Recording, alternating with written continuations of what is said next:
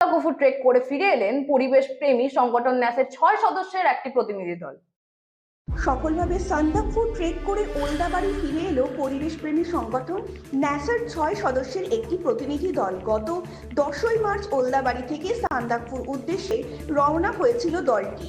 আশিক আলীর নেতৃত্বে দলটি ছিলেন শাটার্ধ হায়দার আলী ছাড়াও উদয় বৈরাগী, অরুণিমা মিত্র, প্রিয়াঙ্কা মণ্ডল এবং বিদিশা বিশ্বাস।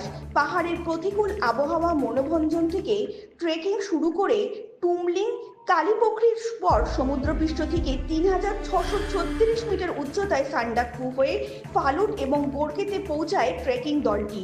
সম্প্রতি ওলদাবাড়িতে ন্যাসার পক্ষ থেকে সদস্যরা ট্রেকিংদের জন্য সংবর্ধনাও প্রদান করা হয়েছিল। আমাদের 10 তারিখ থেকে ওদলাবাড়ি থেকে জার্নি শুরু হয়েছিল। ওদলাবাড়ি নেচার অ্যান্ড অ্যাডভেঞ্চার সোসাইটির উদ্যোগে সান্দাকফু ফালুট ট্রেক, যেটা আমরা ওদলাবাড়ি থেকে আমাদের টিম বের হয় এবং আমরা মানেভাঞ্জন থেকে আমাদের ট্রেক শুরু হয় 74 কিলোমিটার। আমরা ট্রেক করে বিভিন্ন জায়গায় স্টে করার পরে আমরা কালকে ফালুট থেকে নামি গোখরে এবং গোরখের থেকে এখন ট্রেক করে ফাইনালি আমরা এখন এখান থেকে শিলিগুড়ির উদ্দেশ্যে রওনা দেব গাড়ি করে।